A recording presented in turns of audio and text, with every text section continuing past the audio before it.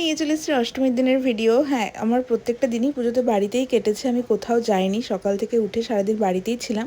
তো একটা স্মৃতি হিসেবে বানিয়ে রেখেছিলাম যে পুজোতে এই বছরটা আমি যা যা করেছি সেগুলো। উঠেই প্রথমে করেছিলাম ব্রেকফাস্ট, আর সেদিন ছিল ব্রেকফাস্টে ফ্রাইড রাইস, আর তারপরে খেয়েছিলাম আইসক্রিম। আর মারাত্মক গরম ছিল পুজোতে এবার, তোমরা সবাই জানো। তারপর দেখো স্নান ধান সেরে আমি সুন্দর একটা বউ সাজ করেছিলাম, কেন কি পুজো বলে কথা, সুন্দর করে সিঁদুর টিঁদুর লাগিয়ে আমি সেজে গুজে নিয়েছিলাম। কিন্তু গরমে দেখো ঘাম হয়ে পুরো একাকার অবস্থা হয়ে গেছিলো, কি করব আর বুঝে পাচ্ছিলাম না। তারপর দেখো বাড়িতে এনেছিল হচ্ছে পুজোর প্রসাদ, তো সেটা খেয়ে নিয়েছিলাম। এটা খেতে অমৃত ছিল, এত টেস্টি হয়েছিল যে বলে বোঝাতে যাবে না। তারপর বিকালবেলা একটু ঘুমিয়েছিলাম, ঘুম থেকে উঠে দেখছিলাম বাইরের আকাশটা খুব ভালো লাগছে দেখতে। আর এখানে আমার বড় বাড়িতেই বসেছিল, ও আমার সাথে সাথে দুর্গাপুজোটা বাড়িতেই কাটিয়েছে বলতে গেলে।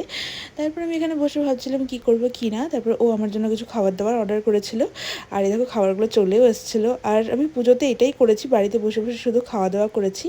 আর এই দেখো পিৎজা আনা হয়েছিল সেই দিন উইনির থেকে, আর পিৎজাটা মারাত্মক ভালো ছিল খেতে, এত টেস্টি ছিল কি আর বলবো। আমি ভাবিনি পুজোর মধ্যে এত ভালো খাবার পাবো, তাও আবার জোম্যাটোতে।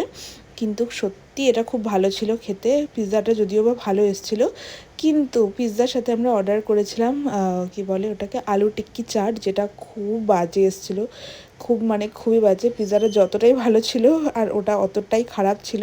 ওটা তো আমি একদমই খাইনি, একদমই পুরোটাই ফেলা গেছে, কেন কি এত বাজে টেস্ট ছিল যে দুজনের একজন আমরা খেতে পারিনি। যাই হোক, এইসব খাওয়া দাওয়া করে আমরা ঘরে দিনটাকে কাটিয়েছিলাম। তোমাদের দিনগুলো কীভাবে কেটেছে প্লিজ আমাকে জানিও অবশ্যই। আর তারপর রাত্রিবেলাতে আমরা খাওয়া দাওয়া করেছিলাম হচ্ছে খিচুড়ি আর তরকারি। যাই হোক, এইভাবে দিনটাকে এন্ড করেছিলাম। Bye bye.